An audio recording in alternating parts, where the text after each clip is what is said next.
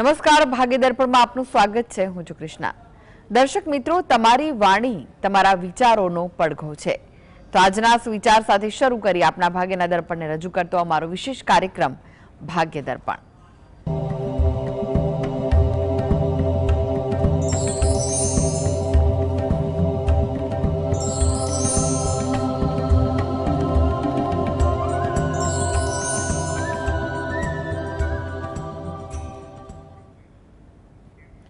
તો ભાગ્ય દર્પણમાં આપના પ્રશ્ન નિરાકરણ, રાશિફળ, પંચાંગ વિશે માહિતી અને માર્ગદર્શન આપવા માટે આપણી સાથે જોડાઈ ગયા છે જાણીતા જ્યોતિષાચાર્ય અને વાસ્તુશાસ્ત્રી હસીતભાઈ પાઠક. હસીતભાઈ, ભાગ્ય દર્પણમાં આપનું સ્વાગત છે. નમસ્કાર. નમસ્કાર. હસીતભાઈ, સૌ પહેલા જાણવા માંગીશું આજના પંચાંગ વિશે. તો શું કહે છે આજનું પંચાંગ? હા, આજના દિવસની શુભ શરૂઆત કરીએ પંચાંગની જાણકારીથી. આજે વાર છે બુધવાર, વિક્રમ સંવત 2081 ચાલી રહ્યો છે. તારીખ આવે છે આજની 9 જુલાઈ 2025, 9/7/25. આજની તિથિની વાત કરીએ. અષાઢ મહિનો ચાલે છે, તેનો સુદ પક્ષ એટલે શુક્લ પક્ષ છે. તિથિ 14 છે. અષાઢ સુદ 14. નક્ષત્ર મૂળ, યોગ બ્રહ્મ અને કરણ ગર આવે છે. આજની રાશિની વાત કરીએ. આજની રાશિ આવે છે ધનુ રાશિ, કે જેના નામાક્ષરો છે ભ, ધ, ફ અને ઢ. એટલે આજે જો કોઈ બાળક જન્મે તો તેનું નામ ધનુ રાશિ પરથી પાડવું હિતાવહ રહેશે. ઉપરાંત ગ્રહ ગોચર અને મુહૂર્તની ગણતરી માટે પણ આ જ પ્રમાણે ધનુ રાશિ અને લક્ષમાં લેવાની રહેશે. દિન વિશેષની વાત કરીએ તો આજની દિવસ છે તે જૈન ધર્મમાં ચોમાસી 14નો તહેવાર ગણાય છે. આજે યમઘંટ પણ છે, જે સવાર સૂર્યોદયથી રહેવાનો છે, અને આજનો દિવસે શિવ શયનોત્સવનો પણ તહેવાર ઉજવાતો હોય છે. જી હસીતભાઈ, આજની વાસ્તુ ટીપ શું છે દર્શક મિત્રો માટે? હા, વાસ્તુ ટીપમાં આપણે સૌથી વિશેષ મહત્વની વાત કરી રહ્યા છે તે છે વાસ્તુ અને સ્વાસ્થ્યની પરેશાની. સ્વાસ્થ્ય જીવનમાં સૌથી અગત્યની વસ્તુ છે. એમ કહેવાય છે પહેલું સુખ તે જાતે નર્યા.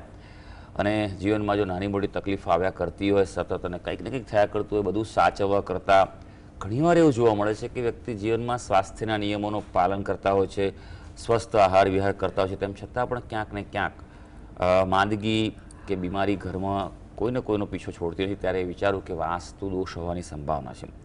વાસ્તુશાસ્ત્રમાં કઈ વાર આપણે એ પણ જોયું છે કે ગમે તેટલું કરો, એકવાર બીમારી થાય, ભલે તકલીફો હોય, ઉપચાર કરાવો, દવા કરાવો, પણ તકલીફ કોઈને કોઈ રીતે ચાલુ રહેતી હોય છે.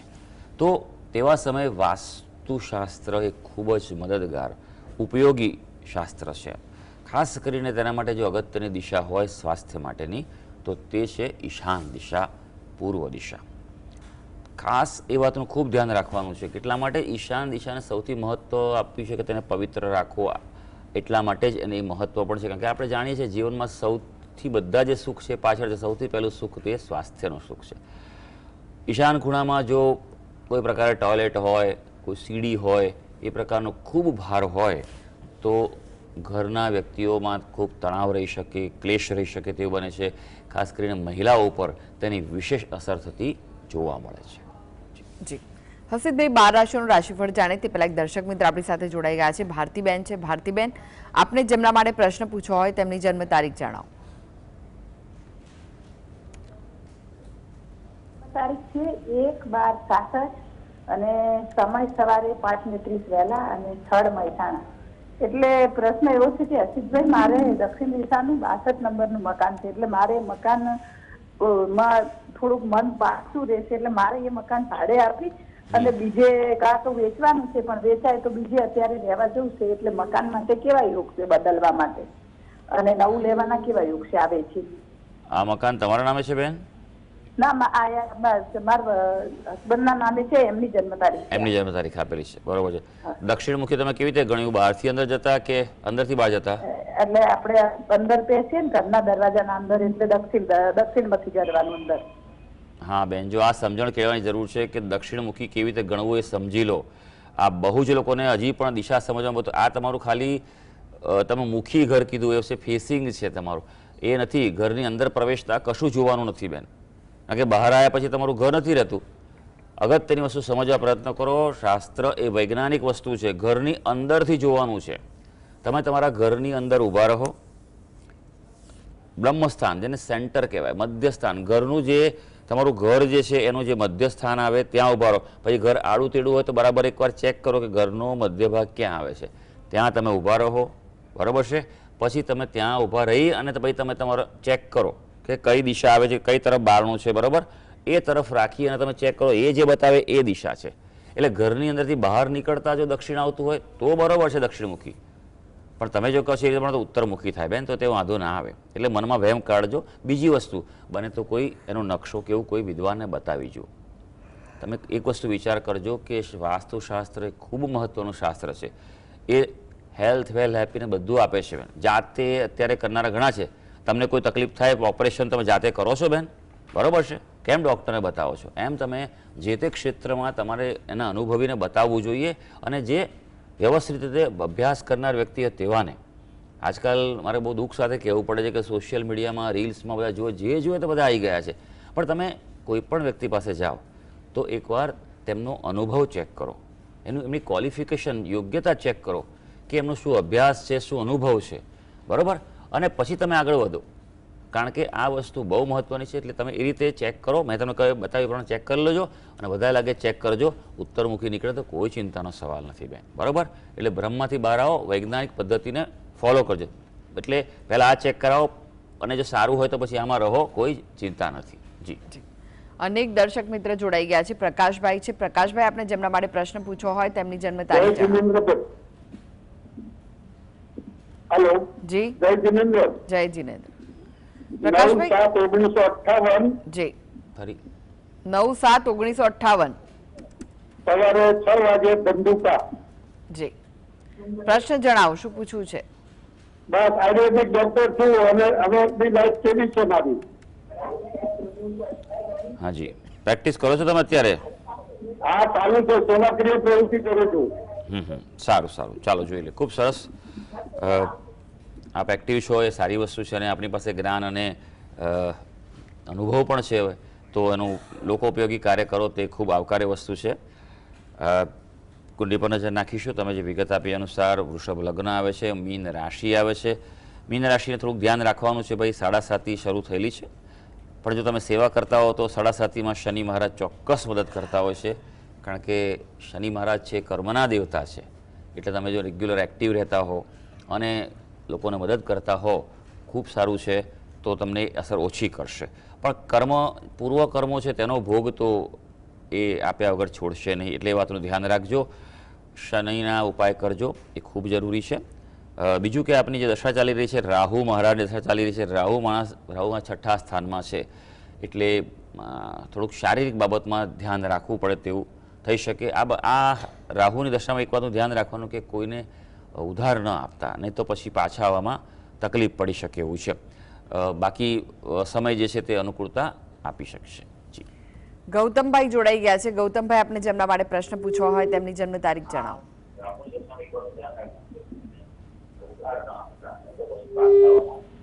ગૌતમભાઈ, આપણે જેમના માટે પ્રશ્ન પૂછવો હોય તેમની જન્મ તારીખ જણાવો.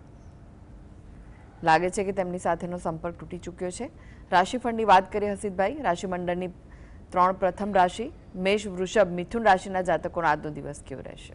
હા, શરૂ કરીએ આજના દિવસનું રાશિ ભવિષ્ય. સૌથી પહેલી રાશિ એટલે કે મેષ રાશિ, જેના નામાક્ષર હોય છે અ, લ અને ઈ. આજે તમે ફોકસ તમારા હાથ પર લીધેલા કામ પર લેજો. એટલે કે જે અધૂરા કામ રહ્યા હોય ને તેને પૂર્ણ કરવા તરફ તમે ફોકસ કરજો. ખૂબ જરૂરી છે. નહીં તો એવું બને કે આજે તમારું મન અને તમારા વિચારો જે છે તે કામમાં વિલંબ કરાય તેવી વૃત્તિ ધરાવશે. એટલે પહેલેથી સમજીને જ પ્લાનિંગ કરી આગળ વધજો. જો મૂંઝવણ રહી અને તો તમે નુકસાન કરી શકશો. માટે આજના દિવસે સ્પષ્ટતા અને એકાગ્રતા જરૂરી છે. હવે વૃષભ રાશિ, જેના નામાક્ષર છે બ અને ઓ. ભાઈ, તમારા માટે દિવસ થોડો થાક ભર્યો રહી શકે. એટલે લિમિટ બહાર ના જતા, ગજા બહારનું કોઈ રીતે શારીરિક માનસિક કામ ન કરતા, રિલેક્સ રહેજો. કારણ કે આજે ગ્રહ સૂચવે છે કેટલાક કામો અધૂરા રહેવાના છે. એટલે ભલે રહેતા કાલે સંપન્ન થશે, પણ ઘણીવાર એનું આપણને ટેન્શન, તણાવ રહેતો હોય છે તે ના રાખતા. હા, પોતાનો સ્વરોજગાર હશે, ધંધો હશે તો તેમાં પ્રગતિ થઈ શકશે. મિથુન રાશિ, જેના નામાક્ષર છે ક, છ અને ગ. આપના માટે ખાસ કરીને દિવસ તમને જે છે તે ખ્યાતિ આપી શકે, સન્માન મળે, તમે કામ કરો તેની કદર થાય. બીજું કે આજે કોઈ મહત્વપૂર્ણ નિર્ણય લેશો એ તમને ભવિષ્યમાં ફાયદો આપી શકે તેવું છે અને વિરોધીઓ પણ આજે નબળા પડી શકશે. જી, હવે વાત કરીએ કર્ક, સિંહ, કન્યા રાશિના જાતકોની. તેમનો આજનો દિવસ કેવો રહેશે? કર્ક રાશિની વાત કરીએ, જેના નામાક્ષર છે ડ અને હ. આપણા માટે જો વાત કરીએ તો ઘરની ખુશીમાં વધારો થાય તેવો દિવસ છે આજે. એટલે ઘરેલું બાબતે ફોકસ કરજો, જરૂરી છે. નોકરીમાં, કાર્યમાં પણ તમને આશાસ્પદ લાભ મળી શકે તેવું છે. આજે ઉચ્ચ અધિકારીઓની નિકટતા અને અનુકૂળતાનો લાભ મળી શકે. સિંહ રાશિ, જેના નામાક્ષર છે મ અને ટ. આજે વધુ પડતા આત્મવિશ્વાસથી પ્રભાવિત થશો અને એક વાત ધ્યાન રાખવાનું કે અતિને ગતિ નથી હોતી. પછી એવું બને કે ઘરમાં વિખવાદ ઊભો થાય એના કારણે. માટે થોડુંક સમજણ અને વિવેકથી કામ લેજો. ભાઈ, ઘરના માણસ પર ગુસ્સો કરશો ને એમને દુઃખી કરશો તો આપણે પણ દુઃખી થવાના છે. આ વાતનું ખૂબ ધ્યાન રાખવાનું છે. એટલે એ વાતથી ખૂબ સાવચેત રહેજો આજે, કારણ કે સંઘર્ષ થવાની સંભાવના ગ્રહો બતાવી રહ્યા છે. કન્યા રાશિ, જેના નામાક્ષર છે પ, ઠ અને અણ. આપના માટે વાત કરીએ તો થોડુંક ધ્યાન રાખજો, સાવચેતી રાખજો. કોઈની વાતમાં આજે આવવાનું નથી, કોઈની અસર હેઠળ આવતા નહીં. સ્વાસ્થ્યમાં થોડું ધ્યાન રાખવું પડશે, વધઘટ થવાની સંભાવના છે. અને એવું પણ બને કે કામ ધંધા પ્રત્યે થોડી ઓછી ગંભીરતા થાય. હળવાશથી આજે કામ ધંધાને લેતા નહીં. જી, એક દર્શક મિત્ર જોડાઈ ગયા છે, દયાબેન છે. દયાબેન, આપને જેમના માટે પ્રશ્ન પૂછવો હોય તેમની જન્મ તારીખ જણાવો. 2/8/94. 2/8/94. હા, જન્મનો સમય કયો છે? 3:30 બપોરે. કયો? 3:30. 3:30 બપોરે. હા, અને સ્થળ કયું છે? આણંદ. આણંદ. હા, પ્રશ્ન જણાવો, શું પૂછવું છે? એના લગ્ન યોગ ઘેરે છે. જી, કોના વિશે પ્રશ્ન છે? આણંદ. પ્રશ્ન કોના વિશે છે? છોકરા, મારા છોકરા વિશે. જી, લગ્ન એને બાબતનો? લગ્ન. હાજી હાજી, ચોક્કસ. માને વિશેષ ચિંતા હોય કે ભાઈ છોકરો સમયસર થાળે પડી જાય, વહુ આવી જાય તો આપણે નવરા થઈ જઈએ, પણ એવું થતું નથી. આ જમાનો બદલાઈ ગયો છે. હવે તો દરેક પેઢી એકબીજા સાથે તાલમાં તાલ મિલાવીને જ ચાલવાનું છે. વ્યવહારુ રહીને અભિગમ દરેકે અપનાવવો પડે એવો છે. સમય એ પ્રમાણે પરિવર્તિત થઈ રહ્યો છે. વૃશ્ચિક લગ્નની કુંડલી આવે છે. લગ્નનો સ્વામી મંગળ 7મા સ્થાનમાં છે, એટલે મંગળ દોષ કહી શકાય. અને એટલે માંગલિક કુંડળી છે તો સામે એવું પાત્રનું મેળાપક કરીને આપ આગળ વધજો. આ વાતનું ધ્યાન રાખવાનું છે. 7મ સ્થાનનો અધિપતિ શુક્ર થયેલો છે, પણ એ નીચનો શુક્ર છે, માટે આ પ્રતિકૂળતા આવી રહી છે. અને રાહુ ગુરુનો પ્રબળ ચંડાળ દોષ છે. અહીંયા જન્મકુંડળીમાં તમારા લગ્ન જીવન, દાંપત્ય જીવનને સૌથી વધારે પ્રભાવિત કરનારા કોઈ પણ કુંડળીમાં 2 ગ્રહો હોય, શુક્ર અને ગુરુ, આ બંને આ કુંડળીમાં અનુકૂળતા આપી નથી રહ્યા. એટલે એ વાતનું ખૂબ ધ્યાન રાખવું પડે તેવું છે. યોગની એક વાત કરીએ તો મધ્યમ યોગ ચાલી રહ્યો છે 2025માં. જેમ જેમ 2025 આગળ વધશે તેમ યોગ મજબૂત થશે. 2026ના મધ્યભાગ સુધીમાં શક્યતા વધુ પોઝિટિવ છે. 2 ઉપાય કરવા ખાસ જરૂરી છે. સૌથી પહેલું, વિશેષ પદ્ધતિ એટલે કે ગ્રહ ચક્રીય પદ્ધતિથી આપ ચંડાળ દોષનું નિવારણ કરાવો અને શુક્ર ગ્રહનું અનુષ્ઠાન અને શાંતિ કરાવો. ખૂબ જ આવશ્યક છે. આ બંને ઉપાય માટે યોગ્ય માર્ગદર્શન લઈને આગળ વધજો. યોગ્ય સંકલ્પ લેવાનો હોય, અનુષ્ઠાન કરવાનું હોય, યોગ્ય મુહૂર્તમાં શરૂ કરશો તો તેનું અનુકૂળ અને સારું ફળ મળી શકશે. જી, ભાવનાબેન જોડાઈ ગયા છે. ભાવનાબેન, આપને જેમના માટે પ્રશ્ન પૂછવો હોય તેમની જન્મ તારીખ જણાવો. હા, મારા હસબન્ડ 28/10/68. જન્મ સમય બપોર 2:30 વાગે અને જન્મ સ્થળ રાજકોટ છે. જી, એમનું શારીરિક માનસિક બંને આરોગ્ય નથી સારું રહેતું. સ્વભાવે ચીડચીડો રહે છે, થોડુંક ડિપ્રેશન રહે છે અને માનસિક સ્વાસ્થ્ય સારું, સાથે સાથે સાઇનસ ને બધો દુખાવો રહે છે. બીજું અમારે મતાંતર 2 હસબન્ડ વાઈફ એમ કે નિર્ણય ઉપર નથી બરાબર આવતો. અને મકાન વેચવા મૂક્યું છે તો મકાનનો યોગ કેવો છે, એમ કે વેચવું કે પછી ન વેચવું, આગળનો એમ કે કેવો યોગ છે મકાન, ભાગ્ય અને વાહન ને બધું અમે વેચવા મૂકી દીધું છે. અને અત્યારે આમ થોડીક આર્થિક પરિસ્થિતિ એ ડામાડોળ જેવું છે. અને છે ને એ પૂજા પાઠ ને એવું નહીં કરે, હું કરીશ એના બદલે. એટલે મને એવો કોઈ ઉપાય કહેજો કે હું કરું. એમને આખો દિવસ તો એમ કે પૂજા પાઠ કરવાથી કાંઈ ન થાય, મહેનત કરવી પડે, એમ કે મતાંતર રહે છે અમારા બેવની વચ્ચે. બે કરવું જરૂરી છે, હા એટલા માટે હા. હું કરીશ. હા, એ શું કરે છે પોતે? એ ફાઇનાન્સમાં હતા, પણ આમ કોરોના પછી થોડુંક એનું કામ નથી બધું ચાલતું, પ્રાઇવેટ જોબ કરે છે અત્યારે.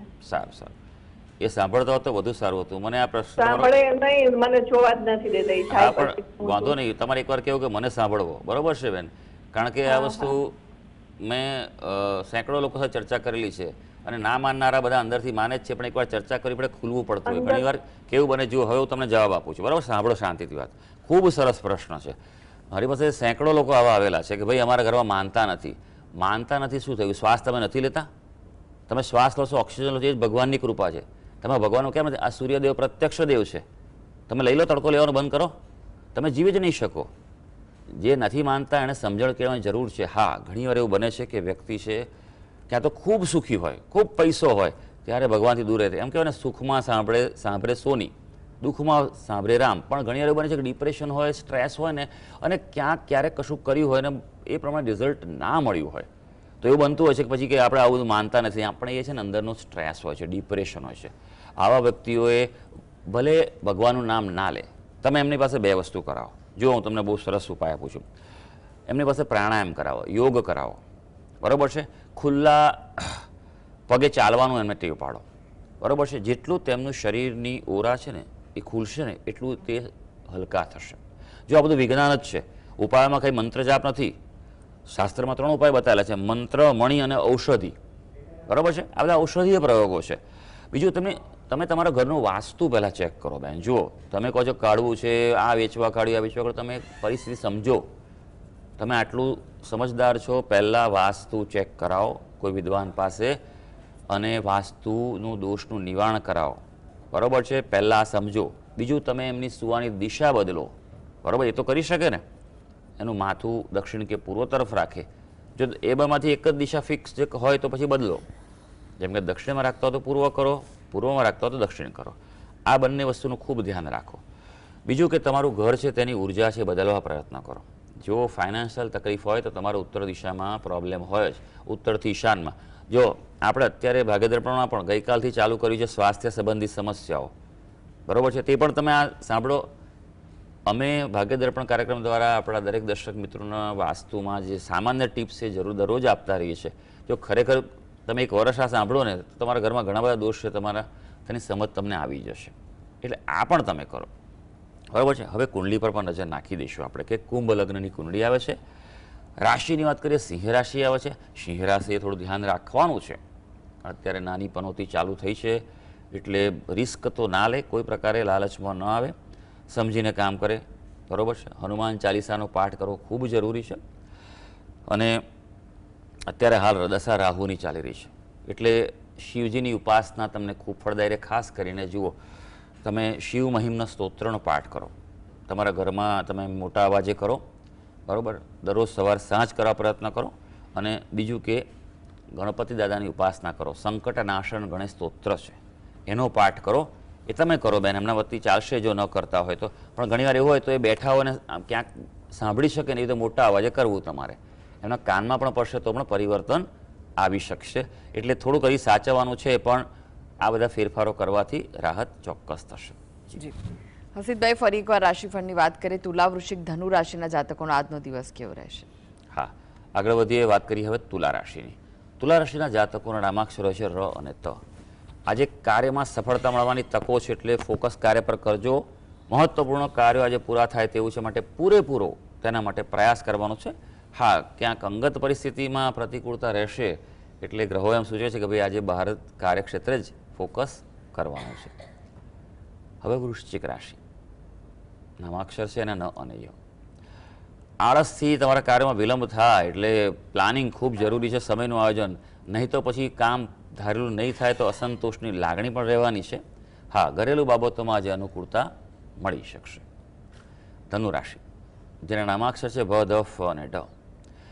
આજે તમે ધ્યાન રાખવાનું છે કે ભાવનાઓ એટલે તમે ઇમોશનલ ન થતા, નહીં તો નુકસાન થશે તમને. આજે એવું પણ બનશે કે તમને એમ થશે કામકાજ આજે કરવું નથી, મનોરંજનમાં ધ્યાન આપીએ તો એવું પણ બની શકે. કોઈક વાર એવું કરવું જોઈએ વ્યક્તિએ. હંમેશા વ્યક્તિ એકધારી પ્રવૃત્તિમાંથી બહાર આવવા પ્રયત્ન ચોક્કસ કરવો જોઈએ. પણ પ્રાયોરિટીને ધ્યાનમાં રાખવાનું છે. આર્થિક દ્રષ્ટિકોણથી આજે લાભ થવાની સંભાવના છે. જી, હવે વાત કરીએ અંતિમ 3 રાશિ મકર, કુંભ, મીન રાશિના જાતકોની. તેમનો આજનો દિવસ કેવો રહેશે? હા, આગળ વધીએ. હવે વાત કરીએ મકર રાશિની, જેના નામાક્ષર છે ખ અને જ. આપના માટે તમારી ધ્યાન રાખવાનું છે, દિનચર્યા અવ્યવસ્થિત રહે એટલે આયોજનપૂર્વક વ્યવસ્થિત રીતે આજે તમારે કાર્ય કરવાનું છે, નહીં તો પછી તમારું ગેરવર્તન થાય, તમારો માનભંગ થાય તેવો દિવસ છે. સાચવવાનો દિવસ છે. સાવધાની અને સાવચેતીથી આજે આગળ વધજો. ભાઈ ભાંડુ સાથે પણ મતભેદ થવાની સંભાવના છે. હવે કુંભ રાશિ, જેના નામાક્ષર છે ગ, સ, શ અને શ.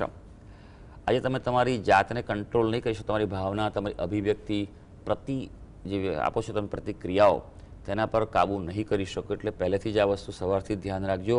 થોડોક સંયમ જરૂરી છે. હા, કાર્ય વ્યવસાય તમારો સરળતાથી ચાલવાનો છે અને આજે આધ્યાત્મિક કાર્યમાં વિશેષ રસ પડી શકે. તત્વજ્ઞાન છે કે એવી બાબતોમાં આજે થોડો સમય આપવો એ સારું રહેશે. મીન રાશિ, જેના નામાક્ષર છે દ, ચ, ઝ અને થ. આજે કામમાં સફળતાની વધુ સંભાવનાઓ છે એટલે અગત્યના કાર્યો હાથ પર લેજો.